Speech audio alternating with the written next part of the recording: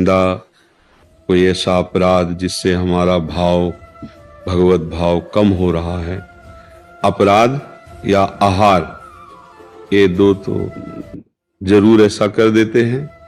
यदि ऐसा नहीं तो कभी कभी भक्त के जीवन में कबहू तो थोरो भजन, कबहू होत विशाल, मन को धीरज छुटे नहीं, गाहे न दूजी चाल। कभी कभी मना स्थिति ऐसी होती है कि प्रभु में नहीं लगती है, क्योंकि बहुत जन्मों से संसार में लगी रही। मना खष्टानि इंद्रियाणि प्रकृतिस्थानि कर्षति, वो घंटा 2 घंटा की बात। लेकिन अगर बराबर कई दिनों से ऐसा चल रहा है तो फिर भोजन का बहुत 2 दिन 3 दिन, रक्त जब तक रहेगा तब तक वो जहां उसका प्रभाव जला भजन करने से, तो फिर वही भाव आ जाता है। लेकिन अपराध जब तक मोचन नहीं होगा तब तक आगे नहीं बढ़ने देता। जैसे संतों की निंदा, वैष्णव की निंदा, या नाम के विषय में सोचना कि, या किसी के प्रति कोई आपराधिक वृत्ति हो जाना, या धर्म विरुद्ध अपने से कोई आचरण हो जाना, इन पर ध्यान देना चाहिए। अगर ऐसा कुछ है तभी ऐसा बाधित होता है, नहीं तो प्रतिपल उत्साह बढ़ता है। जब हमसे कोई पाप बन जाता है तो हमारे चिंतन को शुष्क कर देता है, और जहां चिंतन शुष्क हुआ, रस नहीं मिला, तो विषय की तरफ भागता है मन, और विषयों की तरफ मन गया कि फिर भजन भाव छूट जाता है। इसलिए आपको ही विचार करना पड़ेगा कि आपके द्वारा कहीं ऐसा कुछ तो नहीं हुआ। जैसे कल ही एकांतिक के बाद एक सज्जन खड़े हुए और रोने लगे कि जब आपका सत्संग सुना तो हमारे सब जीवन सुधरा और बहुत आध्यात्मिक रुचि बढ़ने लगी।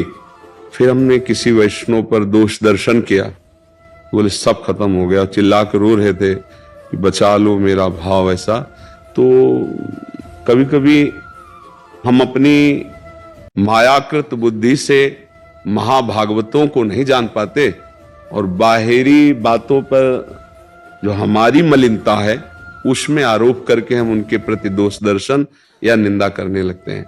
भजन करने वाले को चाहिए, नारायण स्वामी का ये दोहा का अर्थ समझ ले, तेरे भावे जो करे भलो बुरो संसार, नारायण तू बैठ के अपनो भवन बुहार।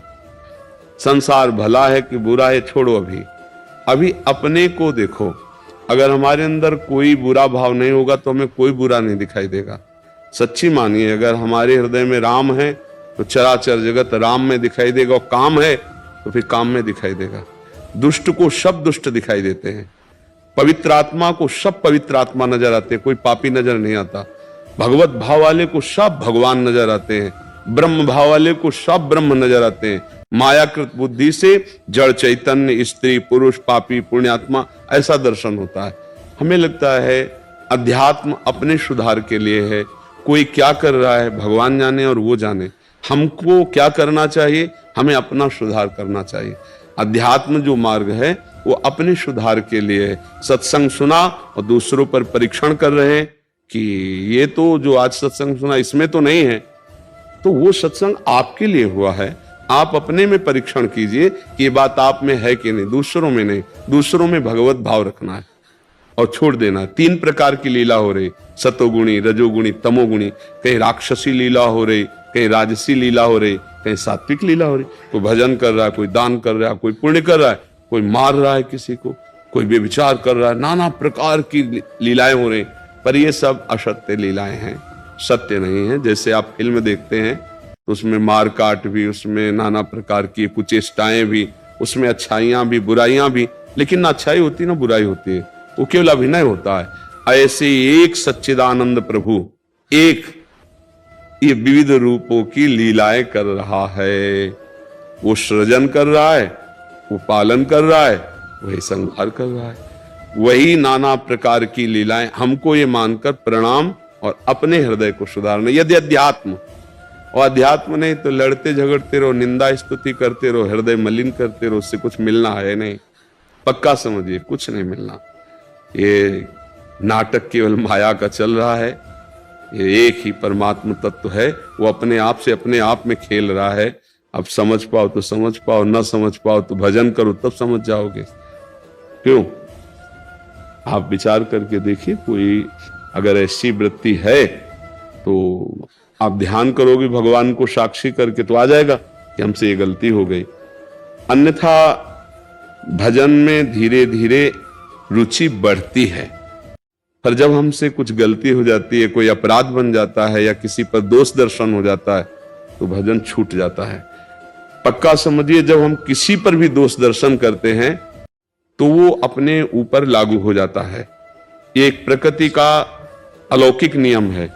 अगर हम तुम्हें कहेंगे कि बहुत नीच पुरुष है तो एक दिन हमारे अंदर ऐसे आचरण जागृत हो जाएंगे कि सब कहेंगे कि बहुत नीच पुरुष है। पक्का समझ लेना, हम जो भाव करेंगे वही हमारे अंदर भाव आ जाएगा। इसीलिए बचाया जाता है, राधा राधा राधा राधा, प्रभु गलती हुई, नहीं नहीं, भगवान जिससे जो जैसी लीला। हमको अपने आप को देखना है। हमारी तो प्रार्थना यही है कि हमें अपने आप को सुधारना है। ये हमारा अध्यात्म कहता है, हमारा शास्त्र कहता है, हमारे गुरुजन कहते हैं। हाँ, दूसरा कोई हमसे प्रेम से पूछ रहा है तो जो हमको ज्ञान है वो हम आपको बता देते हैं। बकाया आप पकड़ो ना पकड़ो, वो हमारे लिए है। स्वांता सुखाय तुलसी रघुनाथ गाथा, ये हम आत्म सुख के लिए ज्ञान प्राप्त किए हैं, दूसरों पर दोष दर्शन करने के लिए नहीं कि ये तो पापी है, ये पुण्यात्मा है, ये नीच है, ये अधम। नहीं नहीं, हम अपनी दृष्टि पावन करने के लिए सब मेरे भगवान हैं, ये देखने के लिए साधना किए, ये देखने के लिए हम उपासना मार्ग में आए। तो इसके बिना शांति नहीं मिलेगी। हमारा कहीं राग हो जाएगा, कहीं द्वेष हो जाएगा, किसी के गुण देखेंगे, किसी के दोष देखेंगे, और यही जगत में अशांति का कारण बन रहा है। कोई मित्र बन जाता है, कोई शत्रु बन जाता है। और आनंद अगर प्राप्त करना है तो न मित्र बनाना, न शत्रु बनाना, सब में भगवत भाव रखना है। तेरे भावे जो कर, तुम्हें जो भावे सो करो, जो भगवान रचे हैं वो तुम भोगो। हमें जो मार्ग, हमें संत संग मिला, शास्त्र स्वाध्याय मिला, अब हम नहीं भटकेंगे, अब हम भगवत मार्ग में चलेंगे। तो भोजन से 1-2 दिन तक भजन में विक्षेप पड़ता है। अगर बहुत गंदा हो गया तो 15 दिन भी लग जाए। और अपराध से जब तक वो अपराध मोचन नहीं होगा तब तक भजन रुका रहेगा। इसीलिए भक्तन के अपराध से डरपो, ऐसा वाणी जी में लिखा है। भक्तन निंदा अति बुरी भूल करे जिन कोय, किए सुकृत बहुजन्म के छिन में डारे खोए। बहुत जन्मों का पुण्य साधन 1 मिनट में किसी महाभागवत की निंदा कर दी, वो सब नष्ट हो जाएंगे। फिर क्या होगा? चिंतन क्रॉस चलने लगेगा, विपरीत, हृदय जलने लगेगा, और जिसे आज की भाषा में डिप्रेशन कहते हैं, आप पहुंच जाओगे। परमार्थ की तो बात जाने दो, स्वार्थ लायक भी बुद्धि नहीं रहती है, वो पतित हो, चिड़चिड़ा स्वभाव हो जाना, भगवान के प्रति श्रद्धा हो जाना, ये सब अपराध के लक्षण है। जैसे लोग भगवान की निंदा करते हैं ना, वो पाप किए हैं, वो ऐसे अपराध किए हैं कि उनकी बुद्धि ये स्वीकार ही नहीं कर सकती कि भगवान है। अगर स्वीकार कर ले तो मंगल शुरू हो जाए। पहला मंगल यहीं से होता है, आस्तिक, कि भगवान है, अस्ति भगवान है, और नास्ति भगवान नहीं है, ये घोर अमंगल का लक्षण है। यहीं से दुर्गति प्रारंभ होगी, क्योंकि बहुत पाप हो गया है, हृदय मलिन हो गया, तो भगवान की भी अस्वीकृति हो गई। स्वीकृति में कम से कम इतना तो रहता है कि एक रास्ता बचा रहता है कि मैं बहुत नीच हूं, पामर हूं, प्रभु आप मुझे बचा लो। एक प्रार्थना करने का अवसर तो होता है, लेकिन नास्तिक में वो भी भाव खत्म हो जाता है, तो मतलब पूरी दुर्गति भोगनी है। तो हमें अपने को संभालना है, और जब ऐसी स्थिति हो तो भगवान से प्रार्थना करें और जोर जोर से नाम कीर्तन करें। इसके लिए हमें भाव की जरूरत नहीं है, इसके लिए भाव की जरूरत, नाम कीर्तन के लिए भाव की जरूरत। राधा राधा राधा राधा राधा राधा, मन जला रहा है, पर राधा राधा राधा, या तो वो अपराध सामने आ जाएगा कि तुमने अपराध किया तो उससे क्षमा मांग लो, मानसिक या प्रगट में, अगर सामने हो, और अगर नहीं तो फिर नाम ही भस्म कर देगा उस अपराध को। इसमें जप नहीं काम कर पाता क्योंकि मन नहीं लगेगा, इसमें कीर्तन काम करेगा।